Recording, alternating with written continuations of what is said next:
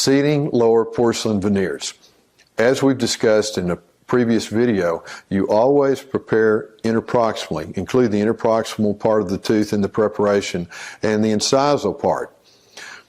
Once we've removed the provisionals from the prepared teeth, the next part is to rinse and then come back with flour of pumice and water and pumice the teeth just to clean off any little bits of excess cement or bonding agent.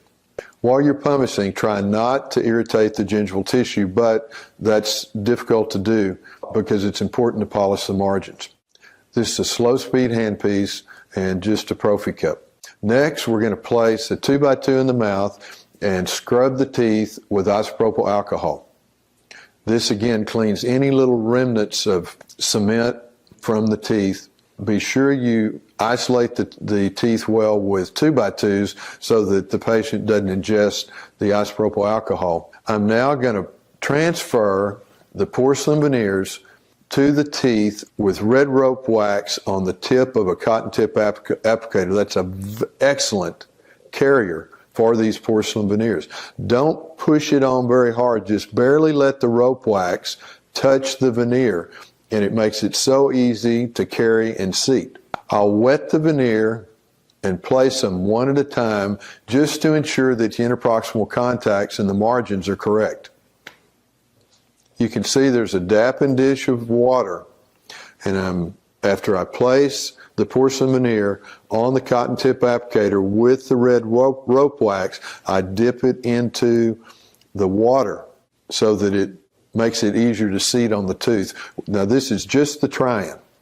I'm checking the margins. Now you'll note in this case we've got porcelain veneers on the cuspids, the lateral incisors, and the incisors, and either all porcelain crowns or Emax crowns on the bicuspids.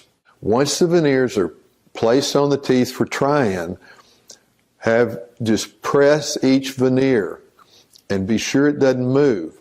If you press this veneer in the middle and one of the veneers on the sides moves, you know that contact is a little heavy and you'll want to adjust it. Whenever you press the veneer, the center veneer, the veneers on each side should not move when you press the center veneer. That's how you check the contacts with porcelain veneers.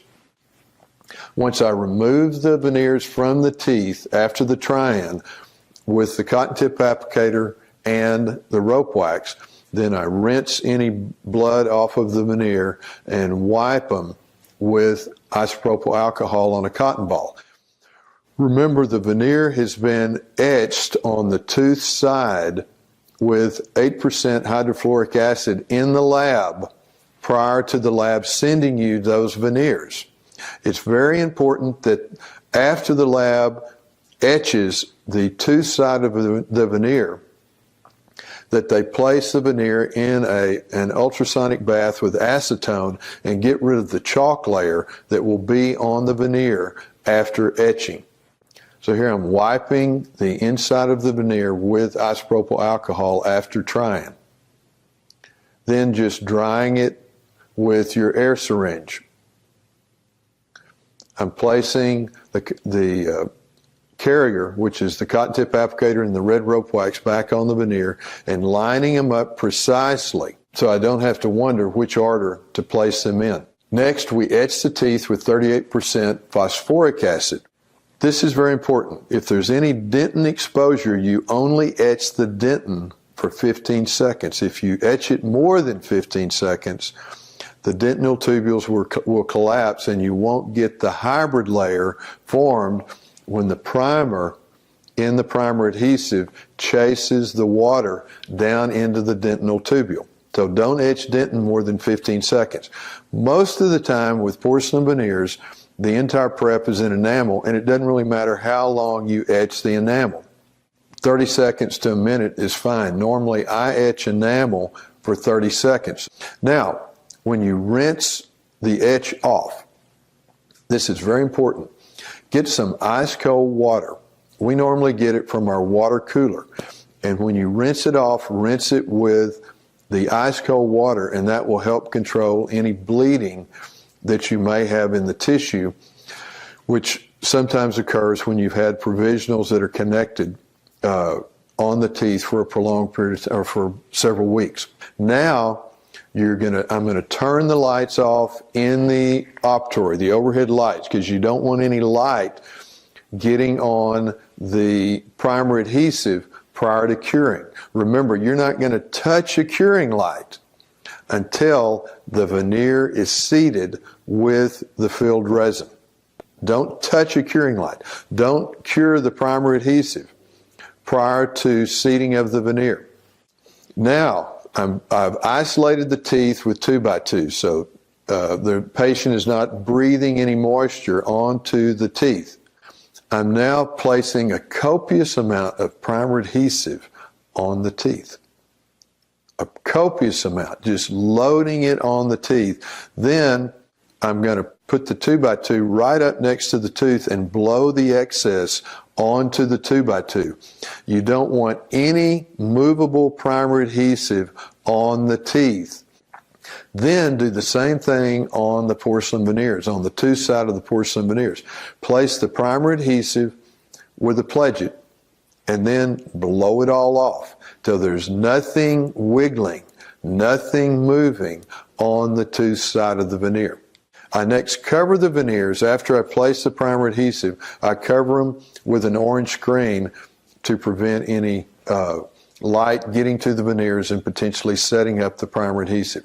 Remember, no curing light until the veneer is completely seated with the filled resin.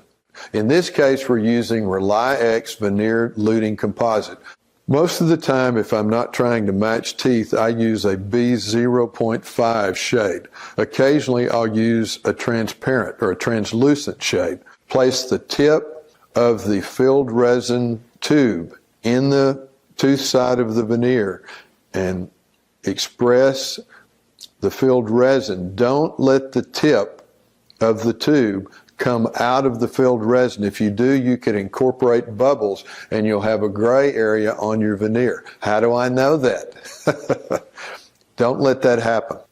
Then with your carrier, place the veneer on the tooth and use 2 cotton tip applicators to place it, then just one after the other. And I'm going to go back and forth. Each time I place a veneer, I'm going to go back over all the veneers with the 2 cotton tip applicators, one on the incisal edge, one on the facial, and gently but firmly push those to place to be sure there's no movement. Even with the finest porcelain veneers and crowns, there's a slight micro gap between the veneer or the crown and the tooth. With an excellent veneer, an excellent crown, that may be 25 microns. With a poor veneer crown, it may be 1,000 microns or more micro gap. A bacteria is 8 microns. It's very important that that micro gap be completely sealed.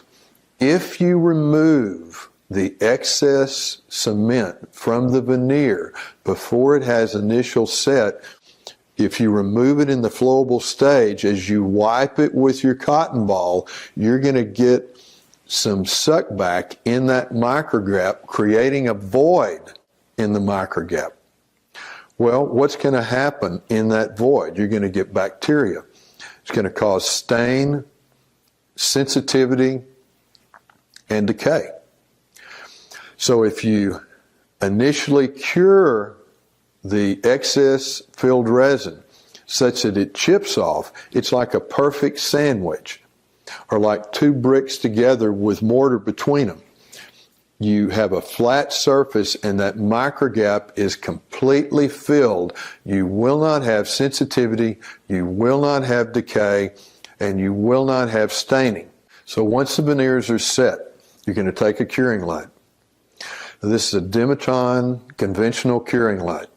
I'm going to place it on the lingual surface or the facial surface, and I'm going to engage the light. And very quickly, for 6 veneers, I'm going to go 1,001, 1,002, and disengage it, turn it off. Then I'm going to place it on the other surface, either the facial or the lingual. Normally, I start with the lingual. I'm going to place it on the facial surface, engage the light, turn it on, go 1001, 1002. Now, if you go 1001, 1002 to 1010, the cement or the luting cement will be completely set and it'll be hard to remove. All we want is crunchy snow. Crunchy snow. So it will chip off and you have a perfect seal or a perfect fill of the microgap. This is not final curing. This is just initial curing so that we're filling the microgap and don't have any suck back when we remove the excess luting composite. We want that composite to chip off, to break off, and not wipe off. Then once you've cured the excess luting composite, you're going to chip it off with the back edge of a scaler. You can also use the front edge. Do you see how that just chips right off? Then I'm going to go back with a thicker waxed floss and floss between each of the seated veneers. In this particular case, you'll note that one of the veneers is not placed. While I was seating it, I inadvertently fractured a tiny piece of the facial margin. So I'm seating the rest of the veneers, reimpressing, sending that veneer back to the lab for remake, and seating it another time. I'll place a direct provisional in this case. So once we've seated the veneers and we've removed most of the excess and we've flossed between the veneers, then we're going to come back and cure with a curing light on each side of the teeth, 60 seconds per tooth. Now again, these are Dimetron conventional curing lights, so 60 seconds on the facial side and 60 seconds on the lingual side of each tooth. Once we have cured the luting composite completely, we'll go back and polish with a large chamfer diamond on the lingual, followed by a gray Shofu rubber wheel. Then, if there's any excess cement or rough areas on the facial, we'll use that high-speed, very tiny 12-fluted or 30-fluted carbide burr to polish away any little remnants of cement on the facial. And then polish with 5-micron diamond polishing paste.